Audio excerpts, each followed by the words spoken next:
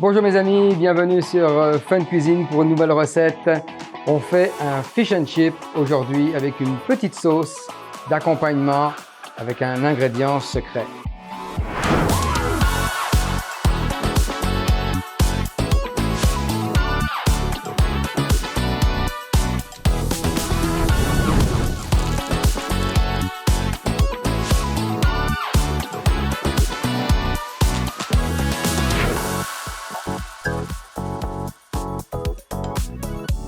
Alors cette recette, ça a été un coup de cœur d'un voyage avec la petite famille que nous avons fait vers la péninsule de Bruce, du côté de Midland, par là-haut. Donc c'est là que j'ai rencontré une autre planète, un coin extraordinairement beau. Et c'est là que j'ai goûté le meilleur fish and chip de ma vie. Donc, comme je suis curieux et comme je suis intéressé, j'ai pu aller dire bonjour à un certain chef qui s'occupait de la cuisine là-haut. Je ne veux pas le citer parce que je ne veux pas le mettre dans l'embarras non plus.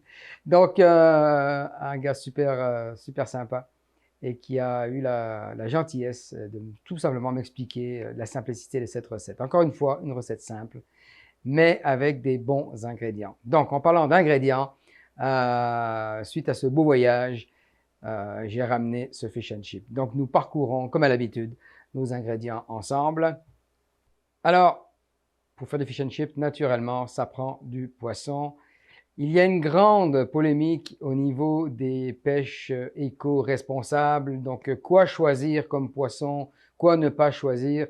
C'est un gros dossier auquel nous pourrions élaborer. Pour ce faire, aujourd'hui, j'ai de l'aigle fin.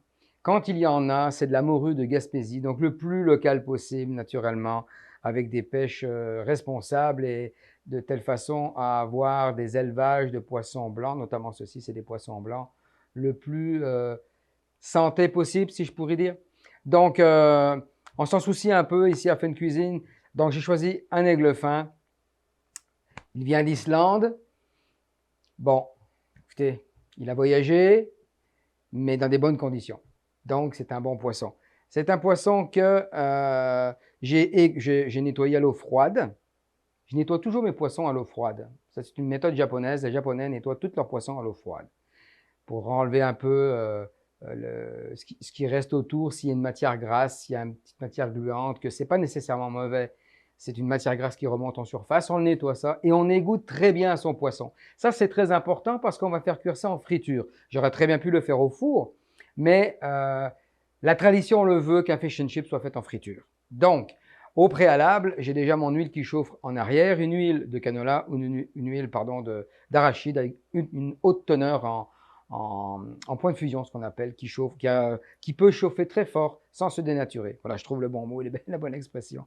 Donc, un poisson, disais-je, quand même avec une belle texture puis une belle épaisseur. Bien séché avec un Scott ou avec un essuie-tout, de telle façon qu'il n'y ait pas d'humidité restante et qu'à la friture, ça ne saute pas partout. Et surtout, il faut que l'appareil à frire colle autour de ce poisson-là. Donc, pour parler de l'appareil à frire, eh bien, écoutez, c'est une recette qui est très simple.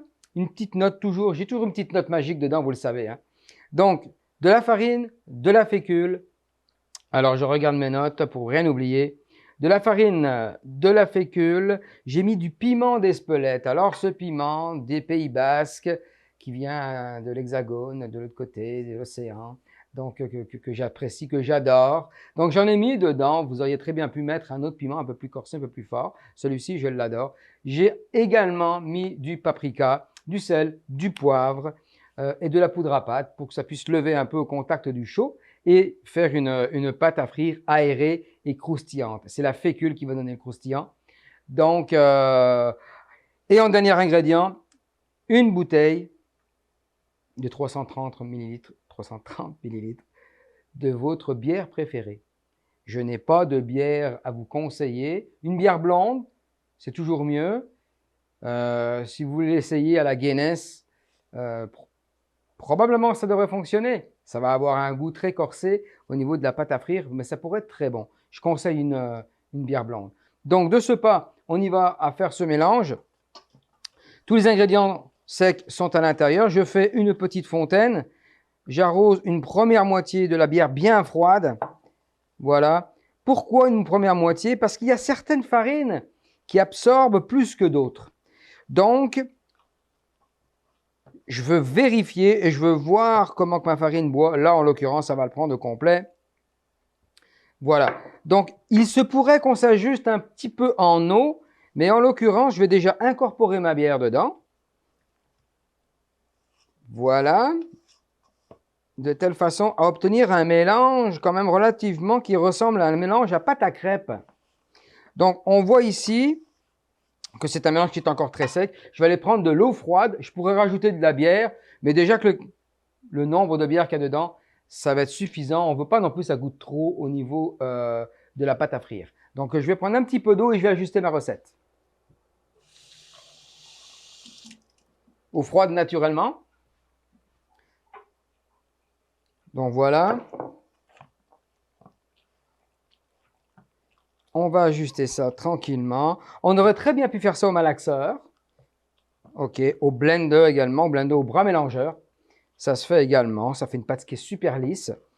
Au fouet également. Quand on fait une petite fontaine et qu'on incorpore progressivement le liquide, il n'y a aucun problème. Donc, vous voyez, étant donné que j'ai parfumé déjà ce mélange-là, ma farine, elle a déjà une belle couleur, puis une très belle senteur. En tout cas, je peux vous garantir, la bière fait son effet sur le mélange. Bon, je l'ai goûté un peu avant, juste pour voir si elle était froide. Donc voilà. Donc s'assurer que tout simplement il n'y ait pas de grumeaux, de motons comme on dit ici au Québec. C'est toujours bien de la faire 1 ou 2 heures avant de frire, de telle façon à ce que la farine continue de gonfler. Elle va absorber le liquide excédent, puis ça va être homogène, puis ça va bien frire correctement. Donc voilà, écoutez, avec mon petit rajout d'eau, on est bien.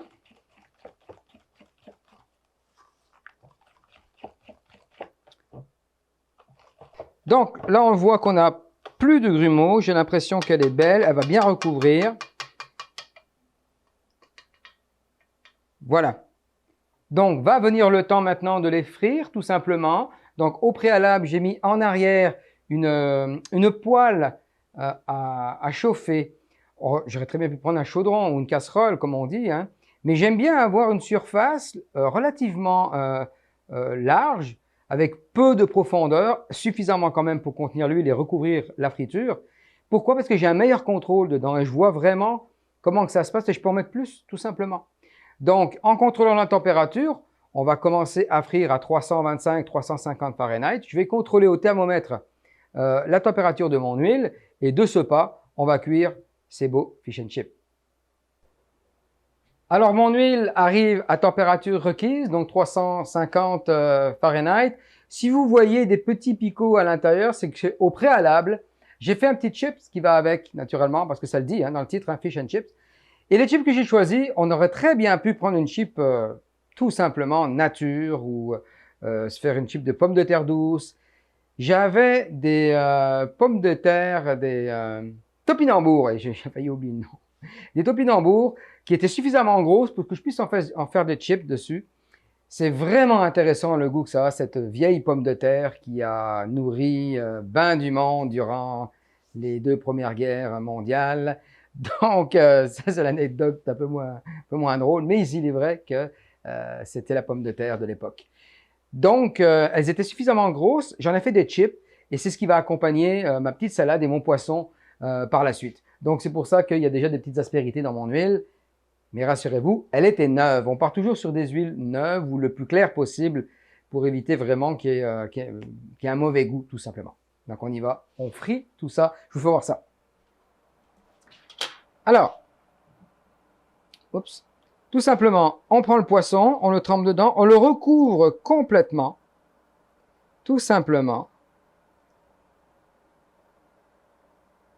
Voilà.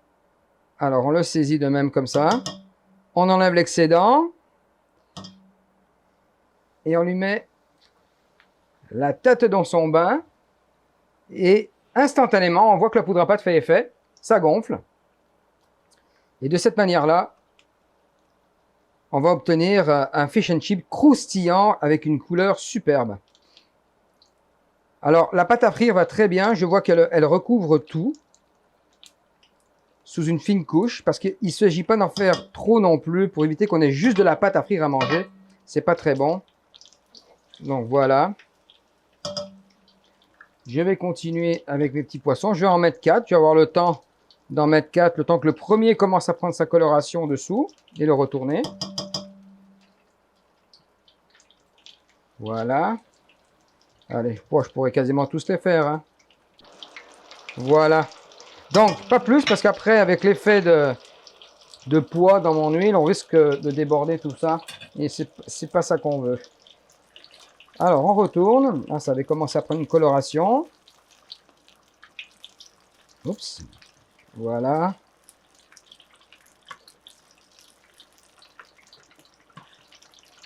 Alors, un papier absorbant.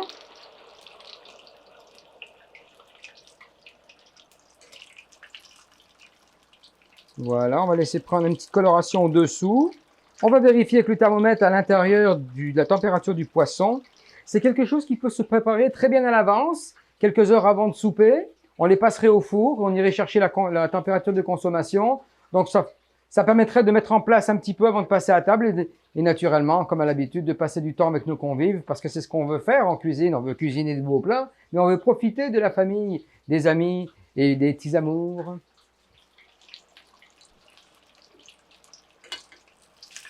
Donc la coloration est superbe, la tenue est bonne. La panure tient très très bien. C'est ce que je voulais vous faire voir aujourd'hui un petit peu. Voilà. Regardez-moi si c'est beau. Voilà, donc juste pour le fun, on va percer à cœur, voir à combien nous sommes en Fahrenheit.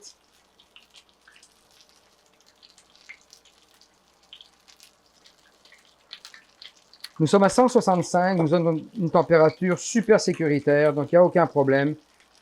Quand la pâte à frire est cuite, ça vous donne un signe que votre poisson est cuit.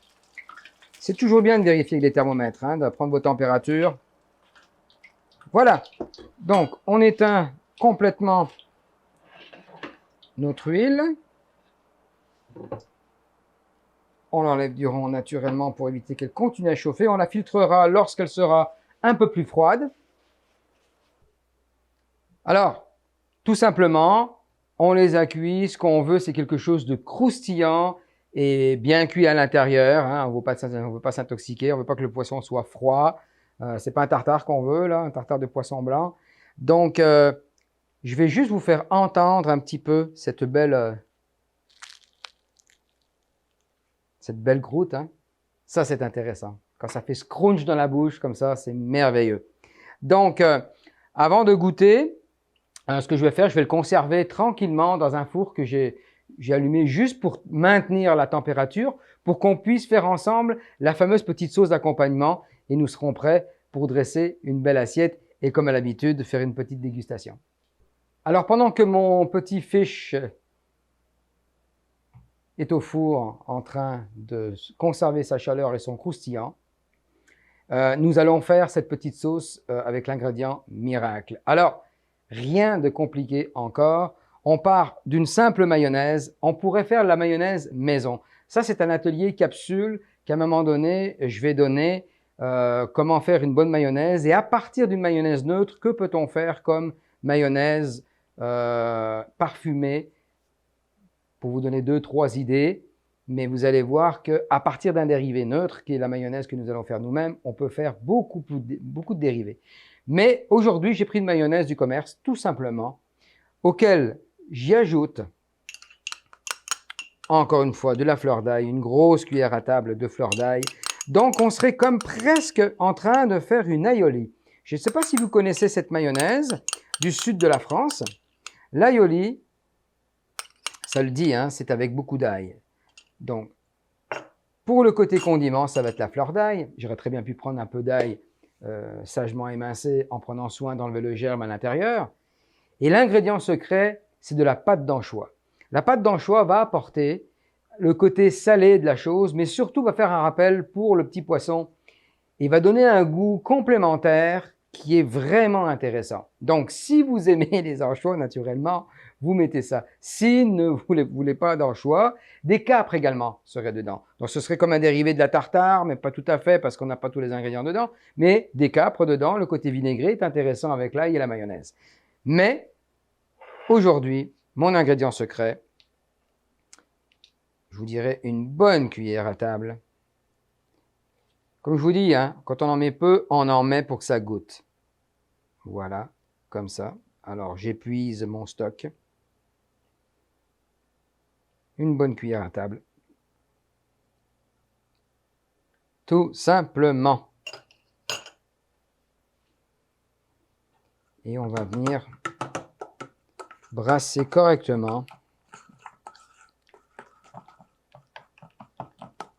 Le goût noisetté un peu de la topinambour, trempé dans cette mayonnaise-là, avec un petit poisson trempé également dedans, vous allez voir là, c'est extraordinairement bon.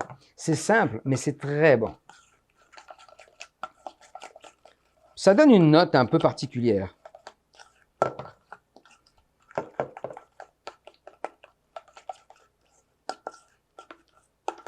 Donc, on s'assure que la pâte soit bien répartie.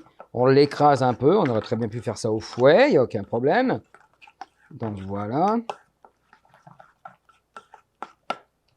Alors, je vais vérifier.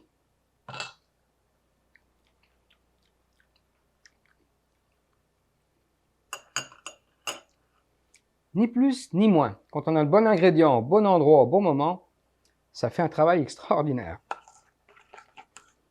Donc, le fish and chip, la petite mayonnaise d'accompagnement à la crème d'anchois, la salade. Là, la salade, je vous laisse libre cours à votre imagination. Salade de choux, salade César. Là, j'ai tout simplement fait une salade printanière avec des petites tomates et une petite feuille de basilic dessus, tout simplement pour être très simple. J'ai agrémenté d'une vinaigrette aux agrumes que j'avais fait et ça va être également une capsule que je vais développer au niveau des vinaigrettes, vous donner plein de trucs au niveau des saveurs de vinaigrette en partant d'une vinaigrette neutre et en faisant des dérivés de telle façon que vous puissiez avoir des variétés de vinaigrettes maison, justement à la maison pour éviter d'acheter n'importe quoi et de savoir ce que vous mettez dans vos ingrédients, tout simplement. Donc, ceci étant dit, vient le temps maintenant, sans tarder, avec les petites chips de topinambour. C'est vraiment incroyable. Incroyable, cette petite pomme de terre. Donc, sans plus tarder, on déguste.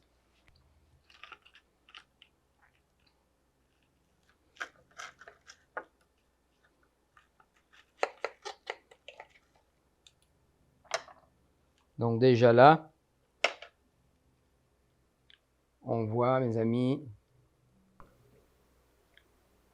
on voit l'enrobage autour qui n'est pas trop épais, donc qui va nous permettre d'avoir une bonne bouchée et de laisser la place à la vedette qui est le poisson. Donc, la petite mayonnaise avec son ingrédient secret.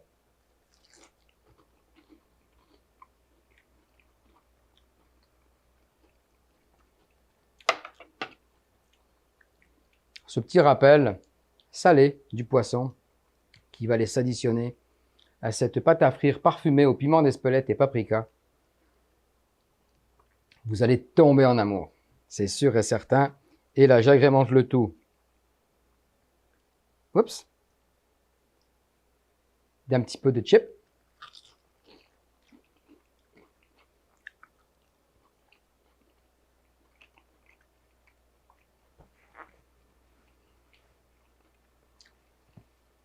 Merci encore à ce partage de ce chef qui m'a prêté qui m'a donné cette recette. Je vous la donne à mon tour, donc essayez-la et je vous souhaite bien du succès. On se retrouve prochainement pour des super recettes encore avec Fun Cuisine. Je vous embrasse.